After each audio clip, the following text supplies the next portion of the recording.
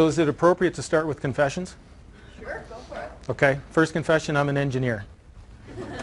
Oh yeah, okay, we got a couple in the crowd. Okay. Second confession, I don't think I used the word economics once in any of my presentation.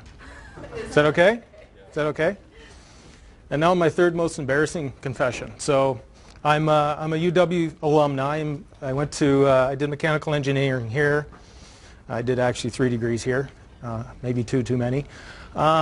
But as part of the curriculum for second-year engineering, I got to choose an elective. And we don't have many electives in first and second year, but this was great. I thought, what should I take? I really wanted to stay away from the psychologies and stuff like that, and I thought, what's the closest to engineering, math, whatever? So economics. Oh, there I did use economics in my presentation. There you go. Economics 101. I said, that's the one I'll take. That should be not too much of a stretch for my analytical mind. It should be a perfect fit. So proceeded to do that. It was the Professor Larry Smith, in fact, was my professor. Proceeded to move on. I did the midterm. Didn't do so well. Thought, okay, we can pick this up. This happens all the time. Long and the short of it, worst mark I got in engineering was in my economics class in 101.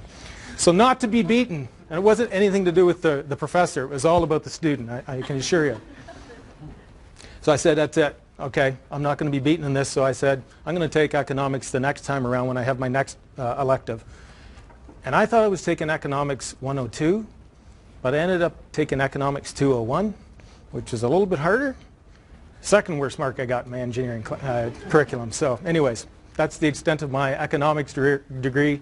I stayed with engineering and went on to do a PhD in electrical engineering and found that much easier. So there we go. So what I'm going to talk about today is probably 90 degrees, 180 degrees, whatever, away from what we've been talking up to now. I'm going to talk about entrepreneurship.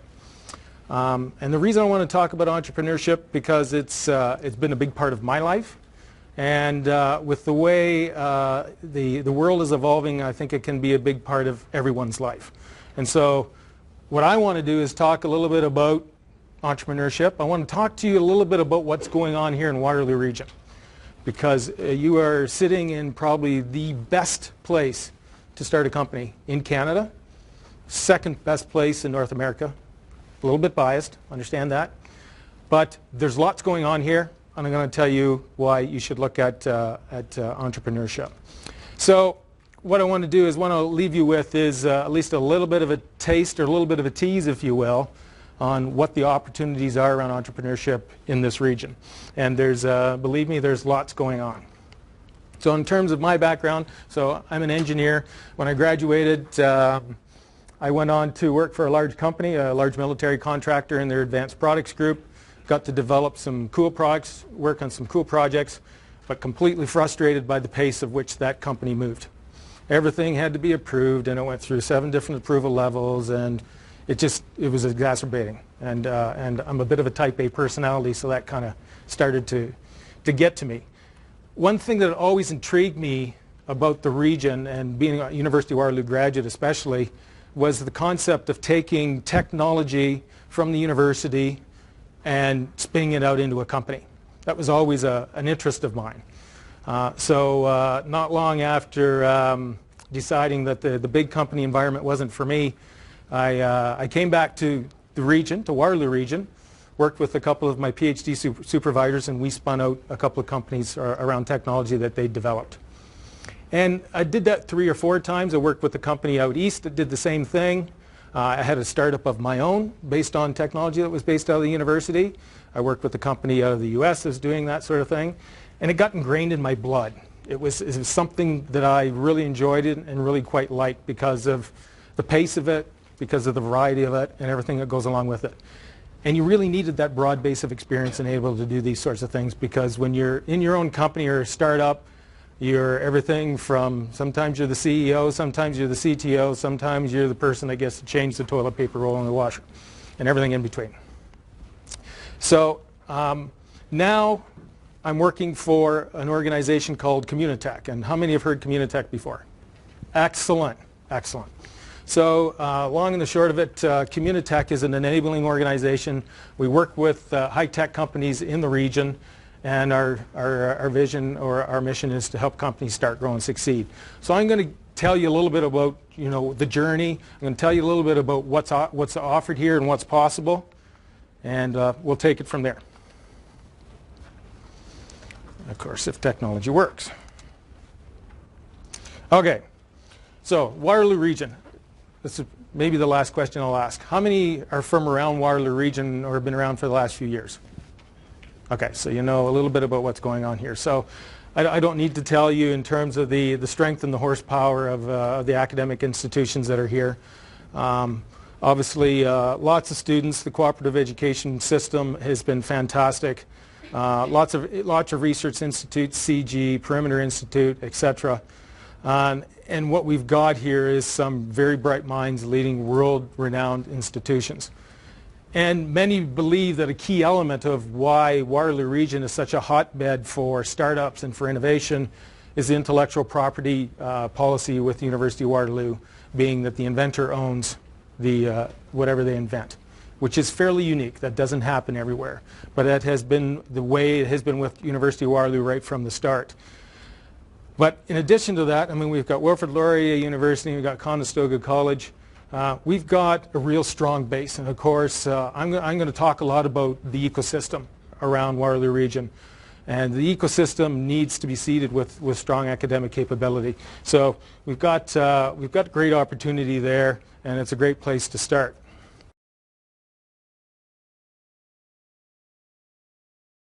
So, but obviously Professor Smith hit upon a key point in that, and it's the culture, and it's the culture of what goes on here. And it's very much about the ecosystem. It's not just about academia. It's not just about business.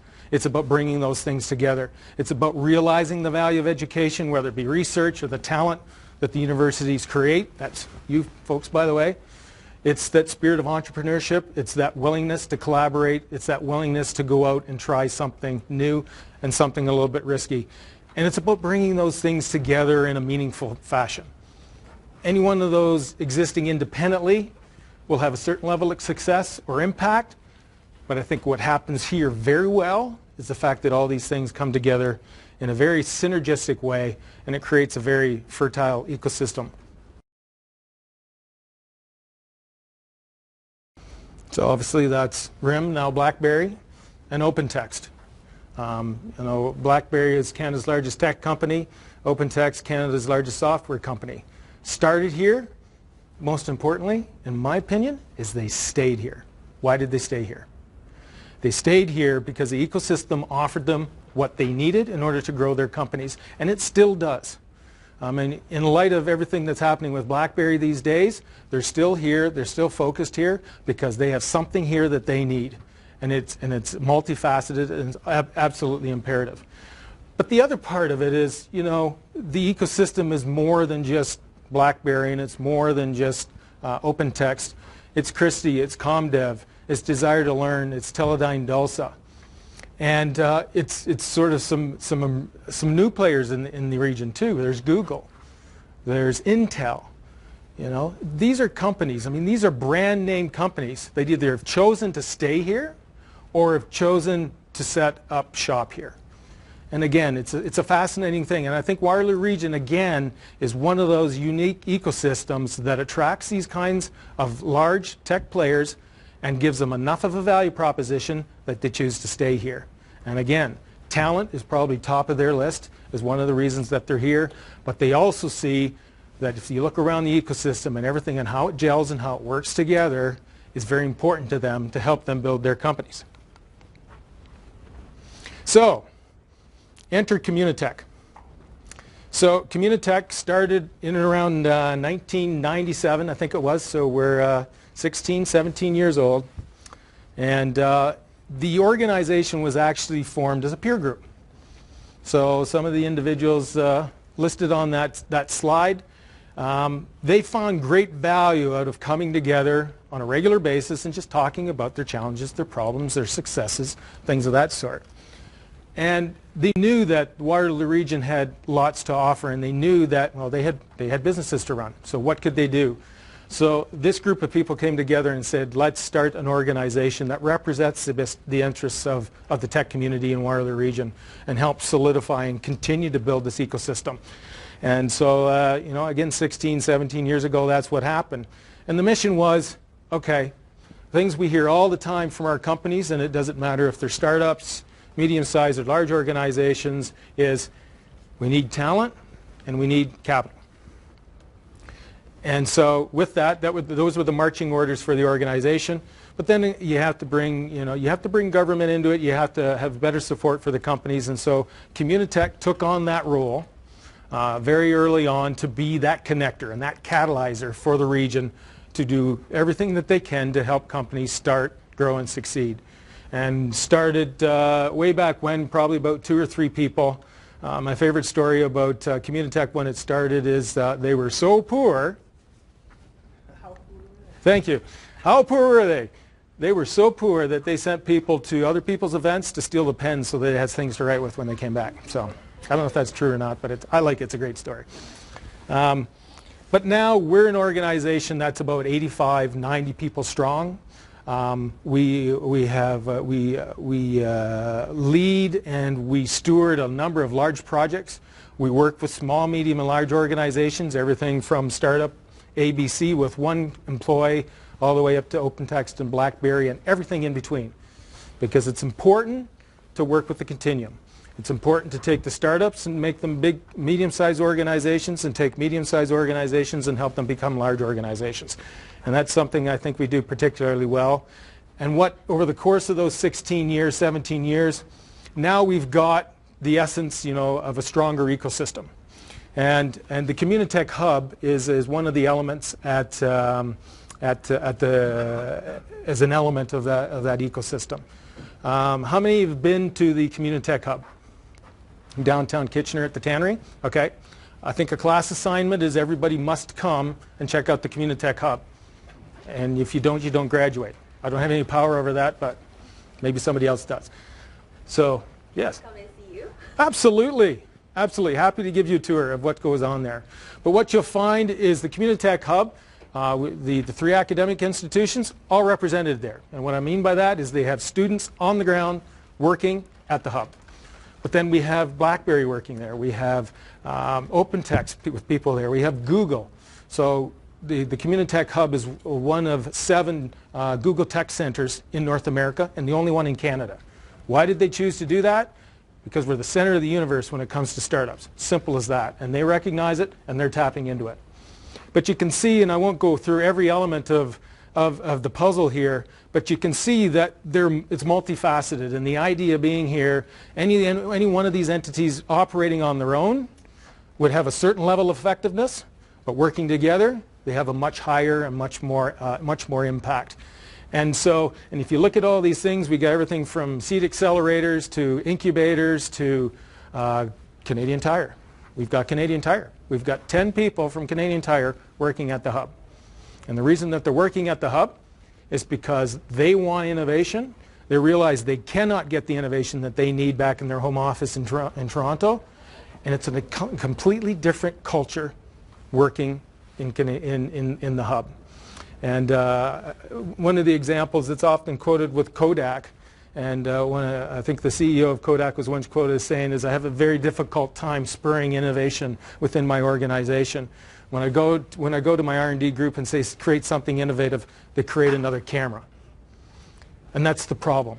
Innovation isn't necessarily another camera. It's thinking outside of the box, and that's the reason why Canadian Tire locates their people at the Communitech Hub, is because they're allowed to think beyond the mothership. So back in 1997, here's the stats on the Waterloo Region. Fairly modest, 50 tech firms, $7 million in invested venture capital. Today, I could say that we've taken that up a notch. We work with 1,000 tech firms or 1,600 startups, 30 billion in total revenues. So we've really taken it up quite significantly. And the reason being is because it's the right place for it to happen. And if you think about it, Waterloo Region, and by the way, we don't differentiate between Kitchener and Waterloo. We call it Waterloo Region. So 500,000 people. We're punching way above our weight if you looked at that on a per capita basis. So there's something going on here. There's something in the water in Waterloo that's making all this happen, and that's why we're attracting the likes of the Googles of the world and other companies to come and be here.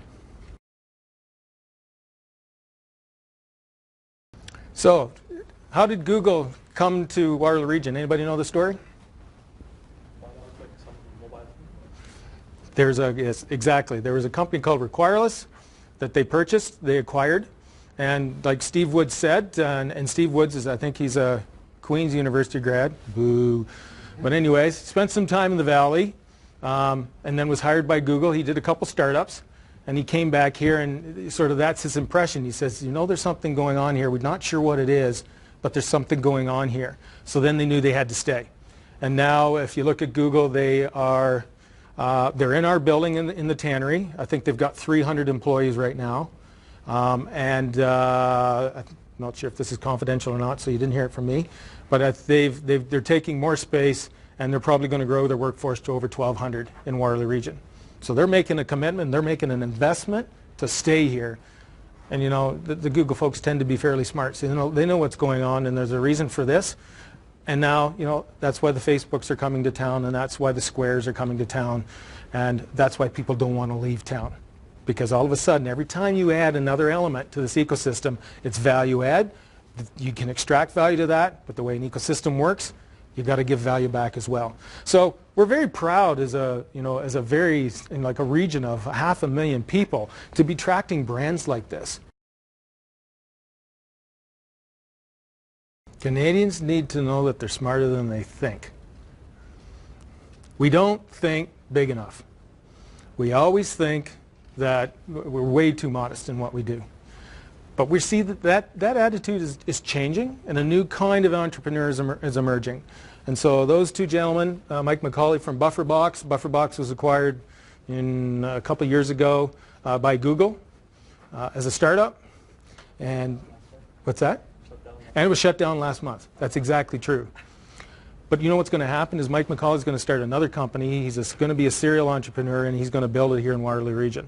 And Google is going to stay here in Waterloo Region, and they're going to build, and they're going to continue to focus on building here as well.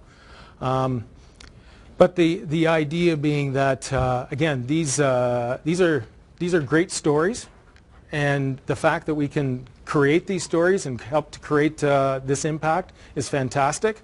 And it doesn't stop at Waterloo Region. It goes much beyond that. And so even the little Communitech hub, we opened in October 2010. We're at 50,000 square feet now. But we've had, I think, well in excess of 15,000 visitors since we opened, many of them from just about every country in the world. And my boss came in one day, and he was told that he was touring the president of Estonia. We're not sure why the president of Estonia was here, but he wanted to see it, so we said, we'll give you a tour of the hub and see what's going on. But it's, again, we're finding out, and again, it's going back to the theory we need to think big and think bigger, is that we need to realize that we're sitting on a gold mine here, and we need to tap into that, not for our own sakes, but for wealth generation, for the sake of our entrepreneurs and for the sake of our companies. And every time we get a visitor from somewhere around the world, quite often we hear, if we only had this kind of thing where we're from. We need to tap into this, and to the point where we have serious opportunity to export the Communitech model because they want to build their own Communitech. It's not quite that easy, but the point of the matter is our competition is not within Canada. It's outside of Canada, and we need to think, and we need to know that competition is international. And so the ecosystem doesn't stop in the Waterloo Region. So back in the time that the hub was created, also was created an entity called the Canadian Digital Media Network. And the focus of the Canadian Digital Media Network was to build this idea of a collaborative ecosystem out across the country.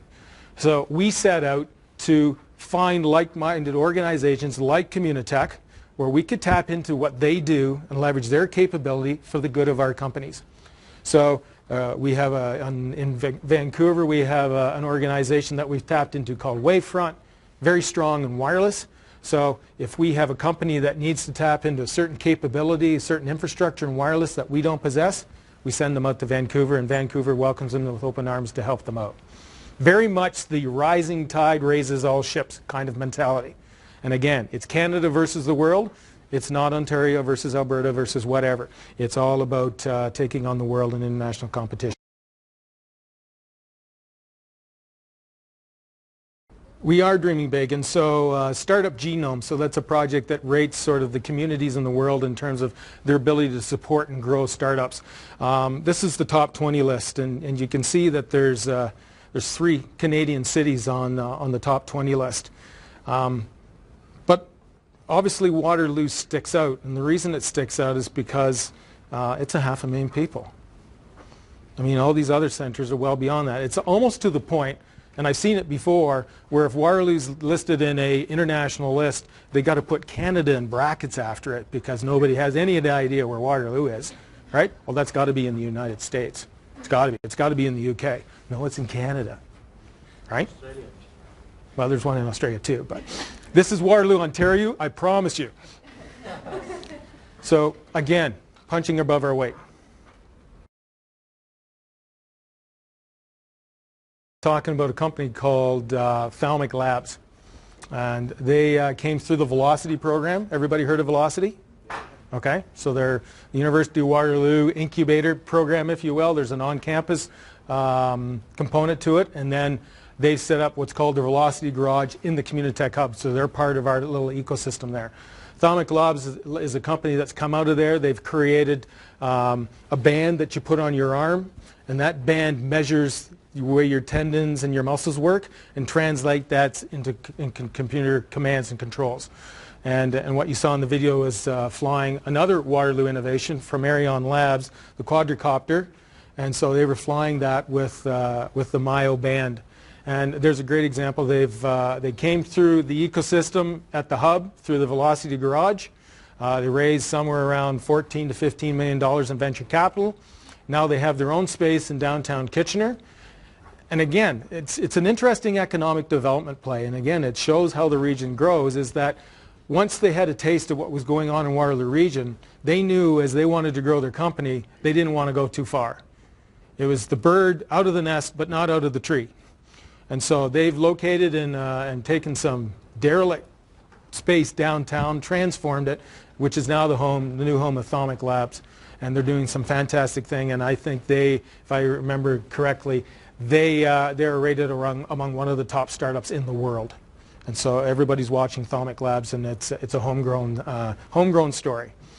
So in that vein, you know, I think we can't help ourselves but compare Waterloo Region, Waterloo Toronto region to Silicon Valley. Silicon Valley is the holy grail. We have to emulate Silicon Valley. Well, we're not Silicon Valley, but we can punch our weight to Silicon Valley. My boss likes to use the term, you know, our goal is to become the second best place in North America to start and grow a company. I don't like second best anything, but I see his point. I mean, there's certain things that the Valley has that we don't, and probably, you know, may never have. But that doesn't mean we can't find other ways to help our companies. So what we're seeing, and again, this is a big part of the role of Communitech, is this notion of supercluster. The idea that, okay, in the Valley, Palo Alto and San Francisco, the corridor in between, is very collaborative, and as a result of that is now world-renowned in terms of what it's able to do and the companies it creates. So we're looking at, okay, well, let's create our own supercluster between Waterloo Region and Toronto.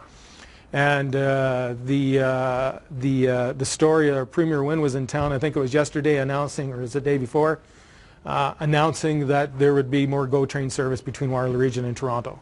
So that's the start of that supercluster starting to take place, because the movement of talent is absolutely imperative. So it's more, when it's about building an ecosystem, it's more than just having an organization that helps companies. It's about transportation. It's about making sure that we create the best opportunity for employees to come and work in Waterloo Region, give them the opportunity to raise their families and have a social life in Waterloo Region. It's about making sure that they have a family physician that they can go to in Waterloo Region. And we take on all sorts of things like that in order to build the cluster, because that's what matters, and that's why Waterloo is where it is because we look at the whole the whole region is looking at as that multifaceted ecosystem approach to building out the region. So there's some of the numbers in terms of the corridors. You know, I guess we're not doing too bad. I mean, in per capita tech workers to population, we're a little bit lower than the Silicon Valley. But again, the essence is the same. But I can guarantee you that our supercluster, our corridor, is going to look different than Silicon Valley because we are different. We have a different culture in Canada. We have different factors that we have to deal with. But nevertheless, it doesn't mean our model is going to be any less impactful than Silicon Valley's. So there you go, Y Combinator, the best, highest profile accelerator in the world. Mike McCauley or Buffer Box, they were there, and he has people, his classmates, asking him how to get into the University of Waterloo to get student and talent from that. So that should give you an idea on the kind of talent that's going on and that's being created here. And I hope with all of this, you've seen and I've given you an impression that if you have any entrepreneurial aspiration, this is the place to do it. And what we're finding too is it's, you know, starting a company, being an entrepreneur isn't just for engineers, it isn't just for math grads, it's for everyone. And that's what I love about the Velocity program is it often brings together the multidisciplinary team. So you could have somebody from economics with somebody from engineering with somebody from math and CS, and they form a team and go off and build their company. So, and no place else, and again, obviously I'm biased, but I don't think there's anywhere else in the world where you can do that and have that kind of support to do that. So with that, I'm going to end. One note I wanted to point out, those film clips were from a movie or from a documentary that's being created. It's by, it's Taylor Jackson's Startup Community. So there's a full-length feature film that's coming out that includes those clips, and I think that's coming out in the near future. So look for that, and then you'll get to see the entire story in film. So thank you.